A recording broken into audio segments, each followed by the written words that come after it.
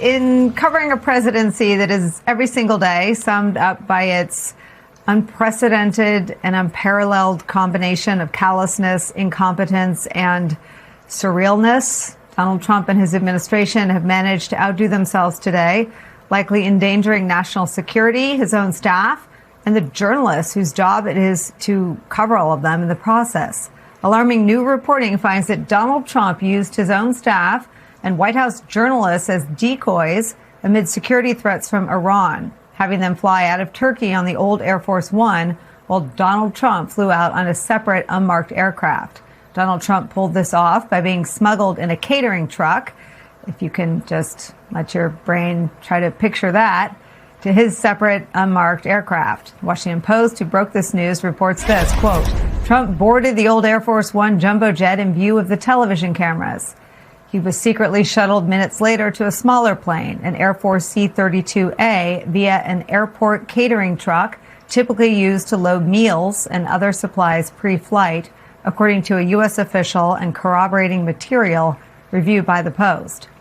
That made Air Force One a decoy, with media and some White House staff aboard. The maneuver meant that Trump's actual location was concealed from the American public and many senior U.S. officials for hours. Weeks later, it remains unclear how widely the administration has disclosed the operation. The Washington Post found pool footage showing Donald Trump boarding Air Force One. A catering truck then pulls up to the plane and moves over to what we now know was the plane Trump ended up departing Turkey on board. Both planes then landed in the UK, and Trump was then secretly moved back onto the old Air Force One to keep up the ruse. He then disembarked in full view of reporters and boarded his Qatari-donated Air Force One, the big fancy one, to return to Washington. At the time, it was reported that Trump would be leaving Turkey on the old Air Force One rather than the Qatari Air Force One due to security threats from Iran. What is new here is that we're now learning for the first time that Trump flew on neither aircraft. In fact, he departed on a third plane. Trump vehemently denied the reporting about the reasons behind the first switch that we knew about at the time when pressed by reporters on the ride back to Washington. Reporters who were unaware they had just been used as decoys by the President of the United States. Watch that with this new information in mind. What was the security concern that caused us to change lanes? We sent this one in so that the Air Force Base here was in the same exact line. So you're saying there wasn't a security concern? Do you know why they had us close our window blinds? That was well, yeah, because you're probably on a dangerous flight because of the sleazebags that we have to deal with. So you think that Iran was possibly thinking of trying Well, I mean, if they asked you to close your windows, probably they feel that way. They didn't ask me to close mine, but if they did, I would have done it. Now, these are sick people, so I could see something like that. I didn't know they did that, but I could see something. Were you aware of any credible threat by Iran against Air Force I have a One? threat all the time. I'm number one on their list before you. But if I go, you go. Right? But was there a So specific threat today? perhaps someday you want to change professions. If I go, you go.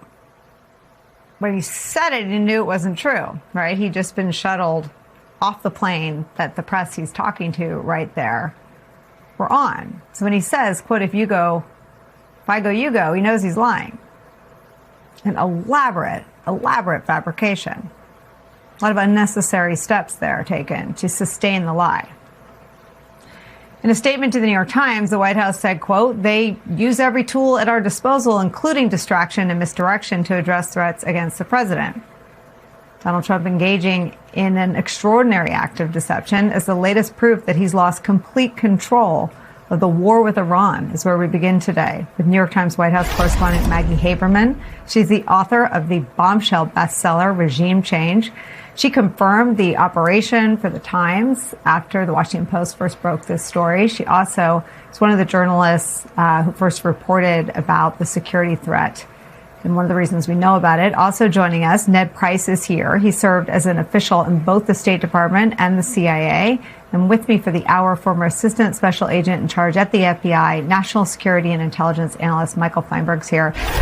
Maggie, just untangle this web of perhaps a legitimate security threat. Let's give them the benefit of the doubt. And then a rather unparalleled deception involving White House staff and press. And, oh, by the way, subpoenas for 5 New York Times journalists in the middle of all this. Just unwind and unpack all that for us. Let me put it that way, Nicole. Thank you for having me. It's my colleagues and I confirmed what was pretty astonishing reporting from the Washington Post, and we have to tip our hat to them. But yes, what looked like one thing at the time, a president taking an older Air Force One, for old time's sake, in his words, the press only knew about this, the public only knew about that because he announced that he was doing it. And then they got questions. And then the White House communications director gave that statement about doing everything they can to protect the president, including misdirection and or distractions and misdirections, which was a little strange. Then it turned out that, within 24 hours of the New York Times' reporting about the fact that there had been a concern by government officials about the president taking the Qatari gifted jet, which does not have the same defensive capabilities as the older Air Force One models. The reporters on the story, my colleagues, faced subpoenas, not subpoenas that were delivered through counsel, but FBI showing up at people's homes, which is not normally how this is done. And subpoenas are not supposed to be the very first stop on the road in leak investigations. Those subpoenas don't exist anymore, but what now turns out is that the president wasn't even on that plane. Now, our reporting is that there was a credible threat. We don't know what the threat was, Nicole, so, it's hard for me to assess what I don't know. I'm not an intel official. They deemed it credible, and, there is reason to believe that they did. The behavior indicates that they did. But what then ends up happening is, and they are always going to put the president's safety first, what ends up happening is the press and some of his own staff end up on the older Air Force One, which does have defensive capabilities, which certainly would be safer than the Qatari jet in that moment. The president could have, in that clip that you showed, where he was briefing reporters on the Qatari jet that they got aboard and was flying from the UK base, which was deemed safer than the Ankara airport in Turkey, flying back to the US to Joint Base Andrews, he could have said, we had a concern, we had a threat, I was on a separate plane. He could have told reporters off the record. The White House could have told reporters off the record. None of that happened. Instead, there is this gamesmanship where he's sort of taunting and saying, if I go, you go. And that was not the case in that moment. Again, I want to stress, I understand that the federal government is rightly going to be more worried about the president than it is anybody else. But there are trade-offs, and that was one of them. Maggie, do you now think that the subpoenas were to find out if you guys knew where he really was, or if they were to ascertain? Does it make you wonder what the subpoenas were for in the first place? It's a good question, and I can't say that I fully understand it. The Times was not the only outlet that reported some of this material at the time. Maybe there were subpoenas to other news outlets and we weren't aware of them. I don't know, but it mostly seemed to be, from my understanding, and again, maybe there is more here. Clearly, there is always a lot more that we don't know when it comes to this particular government. But they are very good at creating these displays of openness. Jonathan and I wrote about this in Regime Change, and in fact, it's just a show. It's a spectacle. They're very good at keeping secrets when they want to, and this was one they tried to. But I don't know if the secret they were attempting to keep was this, or if they were just generally trying to intimidate from further reporting in general. We know that this president likes secrecy and does not like information getting out of his government unless he sanctions it. So it could be, answer D, all of the above. I don't know. And Maggie, I was on the other side of the relationship, but I can't imagine a situation where you do not level up with the White House pool and the White House press corps that travels with you. Obviously, on September 11th, it was an extraordinary event, and not all the press went on with President Bush. He ended up in Nebraska, but they were not used as a decoy, one, and they were made aware of what was happening and why. So both the security threat, that the towers had been hit, the Pentagon had been hit, and there was an obvious threat to the president, and the fact that we weren't going to send them up in a plane so that whoever was attacking the country that day thought the president of the United States was on it when he wasn't. I cannot fathom that practice. And I wonder if it makes you rethink, or your colleagues rethink, the relationship with this White House. I think we're pretty clear that this White House doesn't like the press, and beyond that does not really think much of the public's right to know, and doesn't see the press as anything more than a means to an end for what President Trump personally wants. And I don't think that that is new here. I think that that has been pretty consistent the whole time for this presidency. I think in the first term, I think you did have people who at least recognized some role of what government is supposed to do. And they do at times have that. I don't want to, suggest that this relates to every single thing. Not everything is completely binary. But in this instance, and there have been others, to your point, it's not unheard of that there would be some kind of subterfuge involved to try to keep a president safe. But presidents, to your point, President Bush traveled with reporters, albeit a slimmed down press pool, after 9/11. Presidents have taken reporters with them, including this president in his first term, into war zones. Reporters end up making an agreement on the understanding of good faith with White Houses that we will keep this off the record until we land or until we are in a specific spot. And then the public is informed. What this speaks to is this broader idea of secrecy, which is a huge hallmark of this government in a way that I have never seen with a federal government or frankly any other. When you look at what's happening in our country, when people often say this isn't normal, let's not pretend it's normal, or when does it end? There is a through line in all of this, and it is anti-democracy and autocracy. And that is something we've all discussed. There's various experts. You can get into it piece by piece, detail by detail, or you can broaden out. Right now, we've got some really great guests lined up in our view. We booked them. But I want to talk to you about some extraordinary reporting and some of what we're dealing with on that through line that relates to autocracy. Let's start with the corruption that is not only not normal, but is exactly the kind of thing that has sent other officials to jail. There are legal reasons why the president is a little different, but it is not a criticism of Donald Trump, but rather a legal fact when I tell you that some of what I'm about to list off is exactly what would land him in jail if he were a judge or a member of Congress. There's the crypto dealing that is vast self-enrichment, dwarfing any money he's made, not only in the private sector, say in the year before he came into office, but obviously his presidential salary. There is a rank effort at government insider trading where Trump admits, this is not an allegation, they admit they want to charge up to $100,000 so certain people, not you, but other people, can get early access to what he does with your tax dollars in your name in our public interest government. He wants to sell that to the highest bidder so they can do what with it? Well, who knows? Trade on it, enrich themselves, deal with foreign governments, who knows? But it is a blatant insider trading scheme. Then there's the diamond-encrusted bling from a Belgian company that Trump received after exempting gemstones from his tariffs. That would look like the kind of illegal quid pro quo bribe that would get most officials in trouble.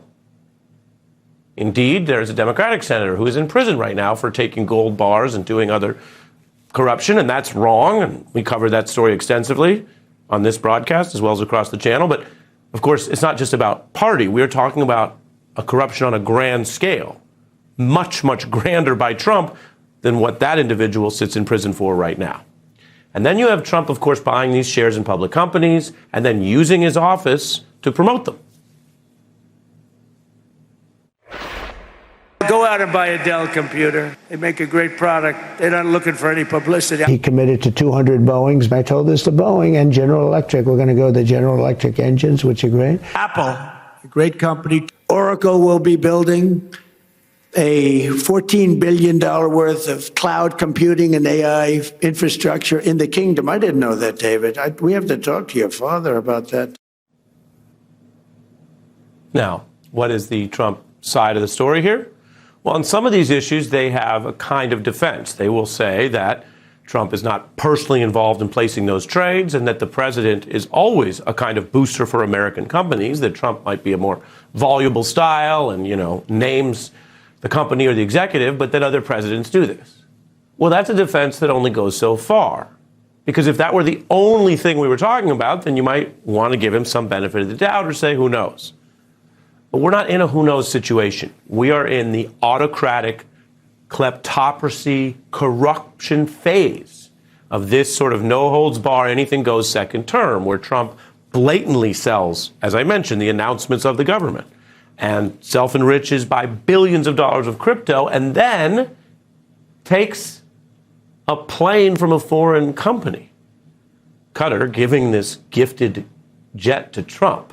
And that's at the center of the new scandal I mentioned that you really got to hear the details on, because Trump was flying on that new plane to Turkey last month for the NATO summit. And then when he was scheduled to return to the U.S., he made a switch to what was the former Air Force One amid all of these security concerns about the gifted jet. So, one, there's the corruption question. The Constitution bars these kind of foreign gifts. Trump is just breaking that and seeing if he can get away with it. And in a future government, maybe they will research and investigate it. Maybe they'll try to claw it back. But that's one. But two, there's the security concerns, because the Times and other outlets have reported that the jet is not up to par. And then something odd happened on that trip I mentioned. This is from Washington Post reporting that Trump, under Secret Service guidance, had to secretly flee the original Air Force One because Iran was credibly deemed to be a threat, a potential attack or assassination of some sort. Here's how that news broke.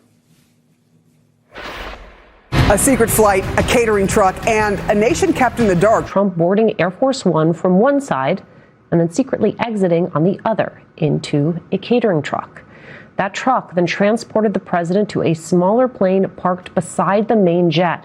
And Trump flew to the UK on that one, while the press was unaware they weren't on the same flight with the president. They used this ruse with the cart there in Turkey. This is a president that's actively deceiving the public, number one. And as many critics are pointing out, putting the lives of unwitting Americans, everyone on board Air Force One, in real danger.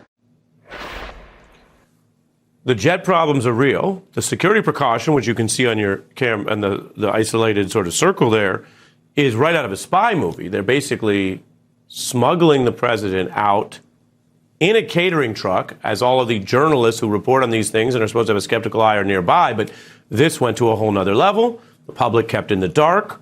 The Times is reporting that the journalists on the plane had become something of a decoy. And news outlets were effectively tricked into reporting on Trump's travel that day based on the misleading information from the White House. One of the differences between, let's say, the government lying to you and the press reporting for you is that when we get new information, we update and correct. That's part of what's going on in this story. Now, the Times called this an elaborate deception that purposely misled the reporters. And this wouldn't be the first time. Now, before I go further, I want to tell you one other thing.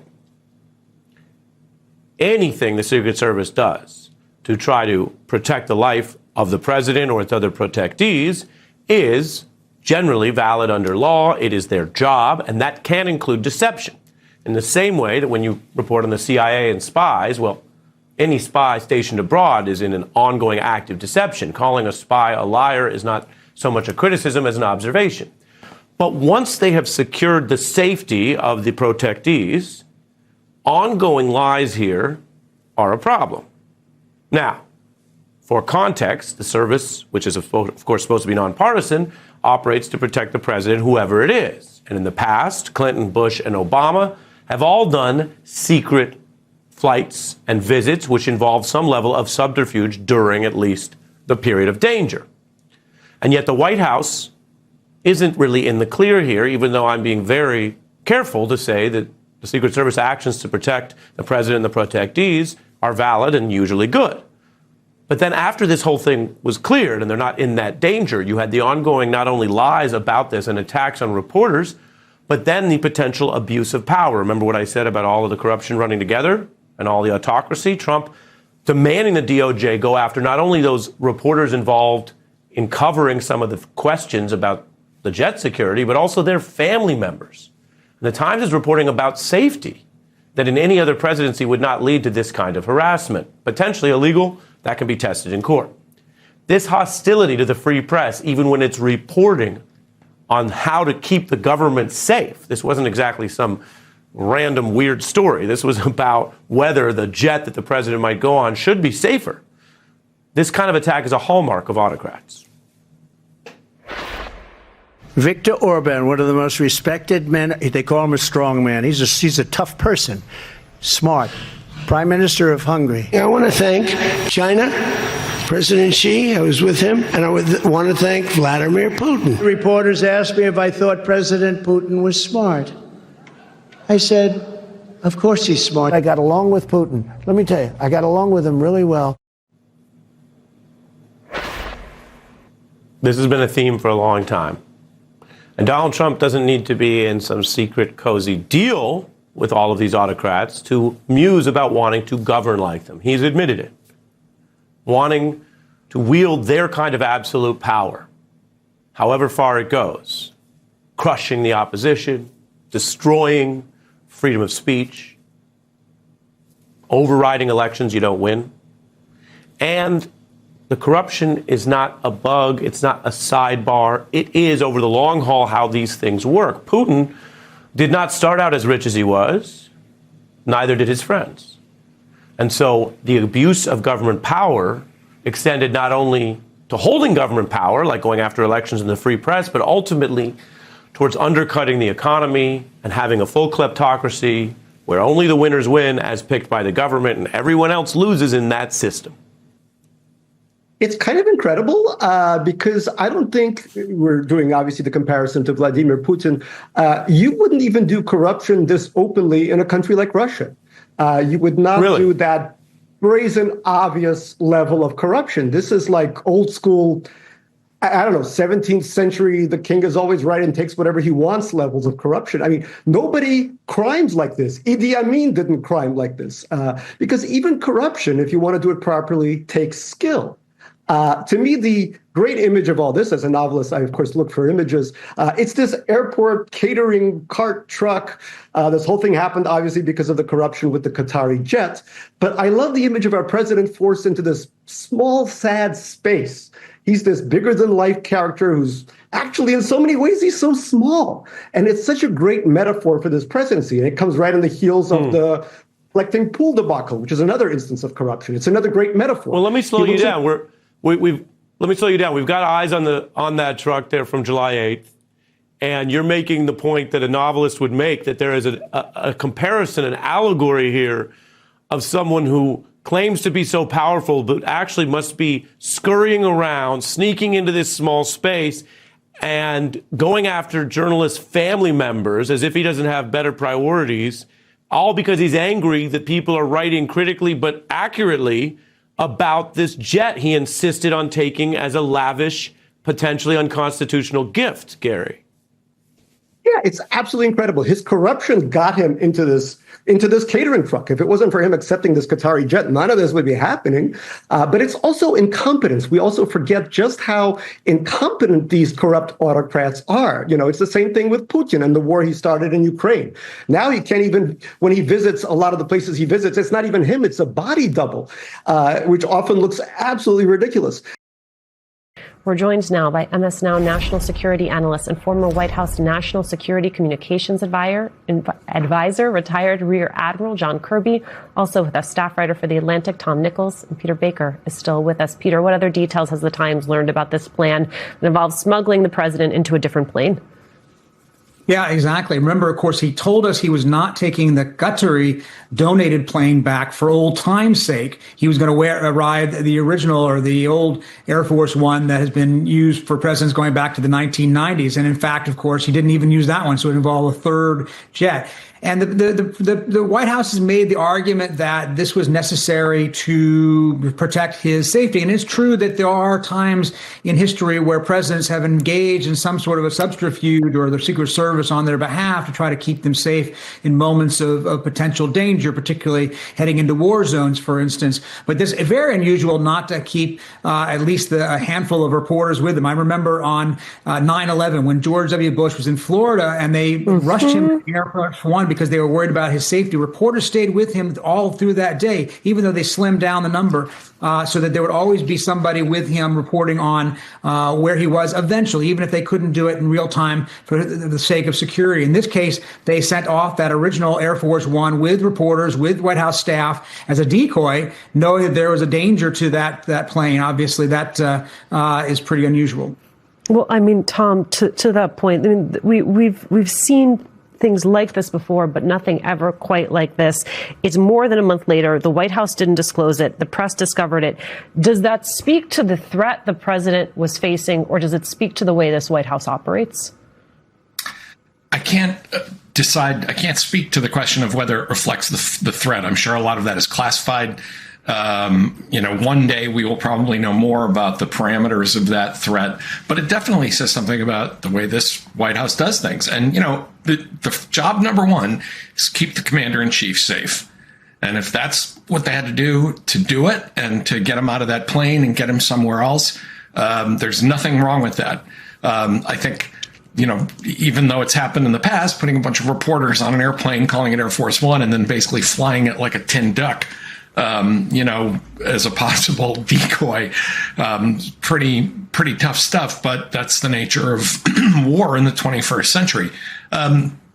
I think this kind of clampdown on it strikes me as something the White House does because they don't want to appear weak. They don't want to look like they were running. They don't want to look like they were hiding, because this White House is obsessed with that kind of stuff, when in fact they could have presented this, and as Peter points out, even brought reporters to tell a great story about, a clever thing they did to keep the president safe in a very unstable part of the world. And instead they did it the way they do everything, by, clamping down and not talking about it. Admiral, you've thought about this from both sides, both from the security side and from the communication side. Any thinking on why it was that they chose not to share this even a month later? It's really hard to say unless you were, on the plane and in the room and hearing the conversations about what their calculus was. What I'm concerned about is the degree to which, I'm concerned about a lot, but one of the things I'm concerned about is the degree to which other options may have been pursued here. I mean, was this driven all by the ego of the look of it, making sure that the trip proceeded on schedule, even with the plane swap out? Could there have been another way to do it was? And I agree with Peter. The other thing that deeply concerns me is the fact that nobody in the press corps was advised of not only the threat, but of the president's whereabouts. There is a reason why he always travels with a pool, because when he is separated like that, anything could have happened. He could have had a fall. He could have had a health incident. Maybe he ran into a bilateral meeting of some kind. The press pool needs to be with him to document that, even if it is under an embargo until a later date. So, there's an awful lot of things to be worried about here, not the least of which is after the fact, just bald-faced lying to the press when asked when he got back on the ground in the UK, was there a security threat, saying no. After the fact, when he's safe, there should have been no issue, no problem with backgrounding press on exactly what happened. The other thing I'd say is it's a stark reminder of just how more dangerous this Iranian regime is than the one that he decapitated, back in February. These are dangerous guys with a nefarious agenda, and I think when the American people are so the war is so unpopular with the American people, that's a good reminder of just how dangerous these guys are. Tom, this is a president that has insisted that Iran has no military capabilities. He's insisted they have zero reach, yet they forced a president to take drastic measures in order to keep himself safe. It feels like that is a tell. Yeah, this is the same administration saying we've won. They're begging for a deal. They've got nothing left. And meanwhile, the president is ducking into containers. All I could think of, maybe I'll date myself with this reference, but all I could think of was A Hard Day's Night, where the Beatles are jumping into limousines on one side and then kind of jumping out the other to avoid all the fans and the photographers, while they're running around London. If you've won this war and the Iranians are flat on their backs and they're begging for negotiations, you're not running around, diving into containers and being driven around secretly on airports to fly on smaller aircraft so that Air Force One can be a decoy. That is a tell. And that really does suggest, that this whole situation is a lot more dangerous and a lot more tenuous than the White House is willing to let on. And that's probably why they they clamped down on this story because it looks bad. But I'll just say again, had there been reporters with the president, they could have told a great story that the White House could have shaped. I mean, you could look at this as a missed opportunity for the White House to say, look at how clever we are. Look at the brave things we did. Look at how on top of things we are. And instead, we've got this whole, kind of Keystone Cops routine that's being dribbled out into the press now a month later. The amount of opportunities this administration gives you, Tom, to use Keystone Cops as a reference is truly remarkable. Let's remember, Peter, back on July 8th, the president was supposed to leave Turkey on the new Qatari gifted jet. As you said, then he said that plane was going to fly ahead to the UK so U.S. troops could see it.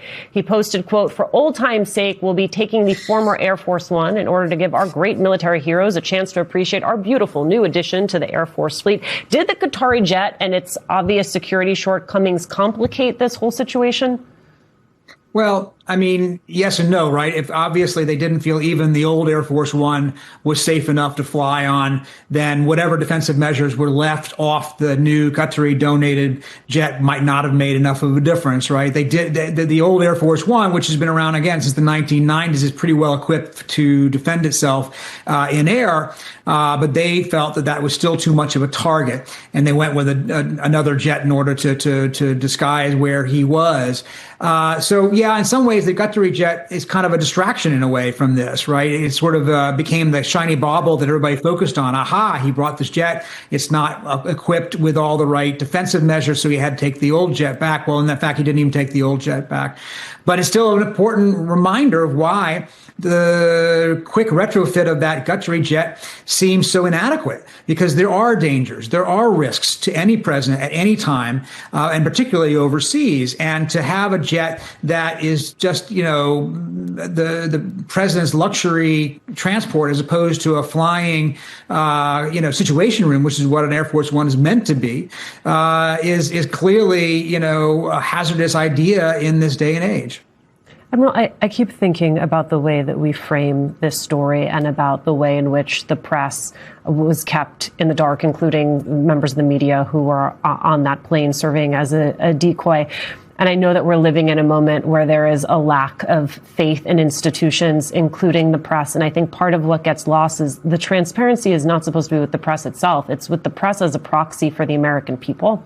And the American people should have an understanding of where their president is and what their president is doing and whether or not their president is safe. For an administration that calls itself the most transparent in history, how do you square this decision on the part of the administration to keep this from the press? Yes, but more importantly, from the American people. You can't square it. I mean, there's no way getting around it. I mean, it was just bald-faced lying after the fact, and repeatedly so. I have been in numerous instances, both at the Pentagon and at the National Security Council, where you have to bring press into your confidence in advance of something, whether it's strikes or secret travel. And I have never once been burned by that. There's nothing wrong with bringing them into the tent off the record and explaining what's going on. Tell them there's an embargo. You can't report this, and here's why. I've never once been burned by that, and I've done it across administrations in uniform and out of uniform. That could have been done here rather than put people unwittingly in a decoy situation and completely uninformed about the whereabouts of the commander in chief. It's not only just bad transparency and bad public governance. It's dangerous to our national security, and I hope they never do this again. All right, Dan, this is your great reporting. I think all of our jaws dropped to the floor when we found out about this yesterday, when you broke this story. Who made the decision to deceive everybody else on that plane? Yeah, I mean, I think there's a multi-layered thing here, right? There's the president and what he's saying in public about what happened that night, right down to the if I go, you go. But then there is a real threat. There has been a real threat. There remains a real threat. There's a long-running discussion of what the Iranians might want to do to senior U.S. officials, going back at least to the killing of General Soleimani several years back, and then more broadly. So I think the Secret Service is balancing all of those things. And I think really what makes this unique isn't simply that they used a what the military would call a decoy operation, but also that we've gone a month now, and it took this story yesterday for that to move into the public square. Why did it take so long? Yeah, I mean, I think you'd have to ask the White House why they never acknowledged this under any capacity. I mean, we've been kind of proceeding with this reporting. We reached a point where we felt confident with it yesterday, went to them for a final comment, heard back from them shortly before publishing, and then we were kind of, off to the races with multiple other outlets since then that with similar reporting. But yeah, I mean, it was a surreal story to report out. It took several weeks of reporting, and we also went through a whole lot of publicly available data, flight tracker data, the video that you're looking at now that we pulled into our system a couple weeks ago, and with an eye on that catering truck, that video looks a lot different than it did in the moment. Yeah, it certainly did. The threat itself, CBS is reporting, according to an official with direct knowledge, that a missile was potentially threatening the Air Force One that Donald Trump would be on. What do you have regarding the actual threat? We have that there was a serious, credible threat triggering it. We've been trying to chase the specifics ourselves on what that was. I would note that it's notable just in general that not only did we have all of this going on, but we also had the new Air Force One gifted by Qatar last year that flew the president through to Turkey. So we're really talking about 3 different planes here at minimum. And there was just simply no discussion of how the broader discussion here looked. This is a complex operation that was simply withheld from the American public for weeks now. Carol, I'd love to get your reaction to this, having literally written the book on the Secret Service. Well, first off, as you said, Katie, hats off to the Washington Post, to my old friends there, Dan Lamothe, John Hudson, and their colleagues. This was a jaw-dropping amount of reporting. Really proud of them. My biggest compliment is when I'm jealous of a story. This is the first one I've been jealous of in a while, and I was really impressed. The second thing I'd say that's important, Katie, to keep in perspective here is the Secret Service has every right to be scared and worried and focused on Donald Trump's life and preserving it.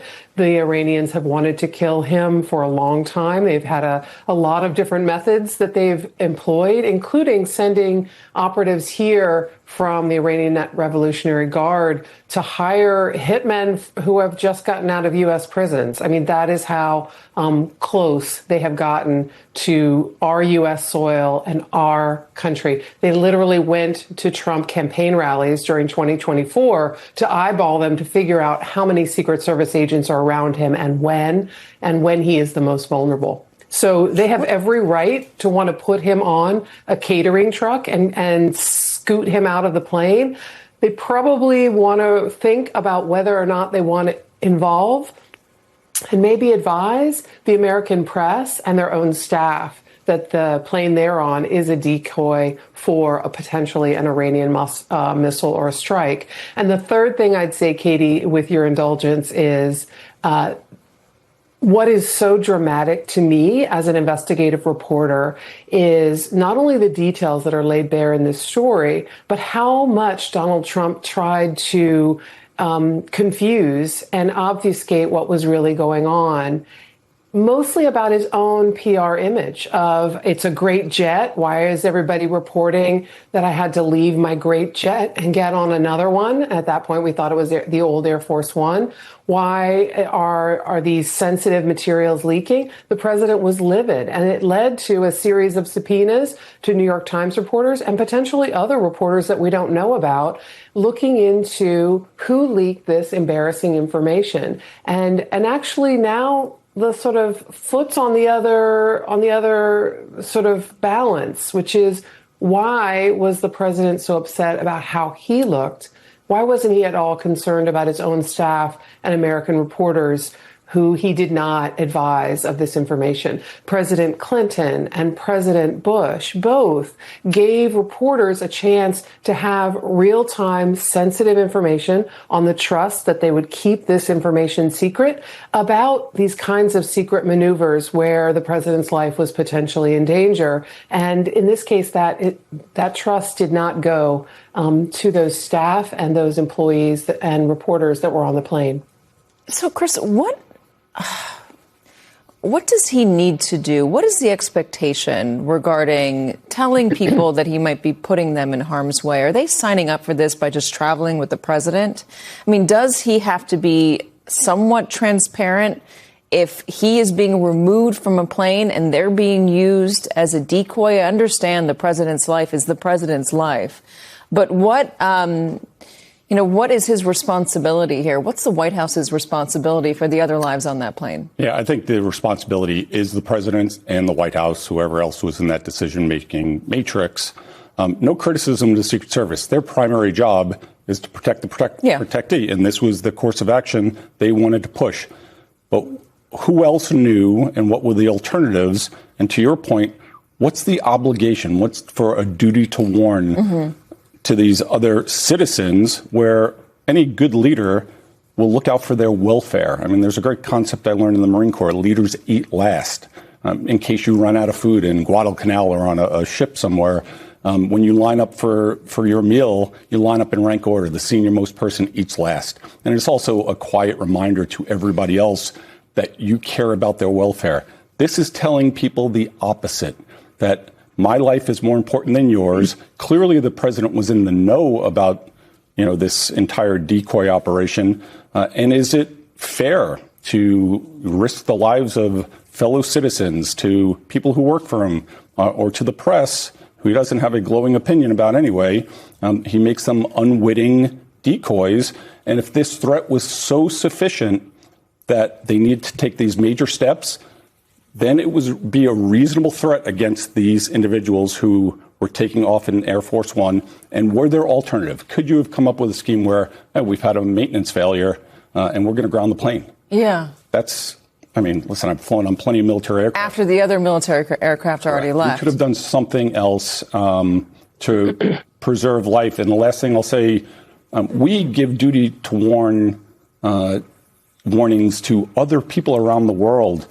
Great example, when ISIS-K was threatening Russia a couple of years ago, even though they're our adversary, we warned the Russian government that there was a likely pending attack. They chose to ignore it, and it was a horrible situation. But we warn citizens of other countries of something that might happen. And the Iranian threat, we should have known this going in. It's a sustained, asymmetric threat, and they were going to use assassination, terrorism, cyber warfare as a tool to try to bring us to the negotiating table. Richard, do you think that's fair? Katie, let me make a slightly related point, because we can talk about the correctness of Secret Service action, the lack of ethics in not warning people. I actually think there's a big policy issue embedded here, which is, should the United States be in the business of killing the leaders of other countries? We went after General Soleimani years ago.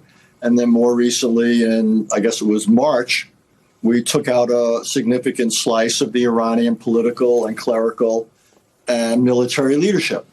And it's obviously made it more difficult to negotiate. But I think there's a larger issue about whether we're weak. We've clearly weakened the norm against assassination of foreign leaders.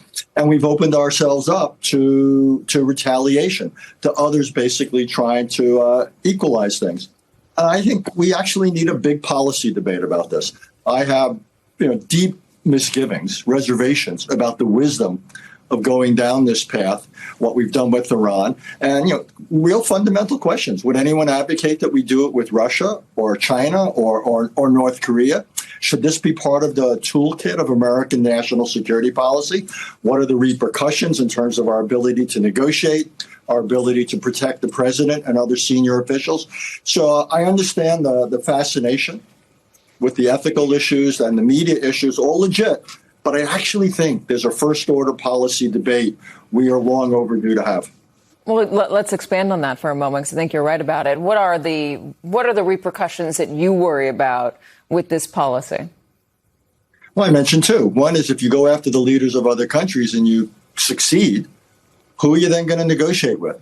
You know, we initiated this war. What we're finding out, it's turned out awfully hard to end it. War termination requires leadership on the other side. And we've in some ways made it more difficult for ourselves to bring this war to an end. And second of all, just how would I put it? More than one can do this.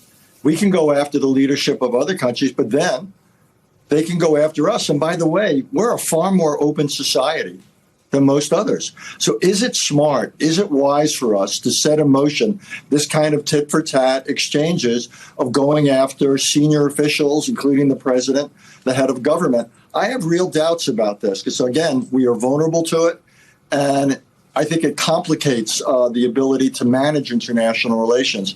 And I think what we ought to have learned is, we can take out some people, but any country that has institutionalized leadership, and Iran is obviously one, taking out a leader is not the same as regime change. In this case, we ended up with a far nastier regime. So again, I would love to see this debated beyond the immediate of the important Washington Post story.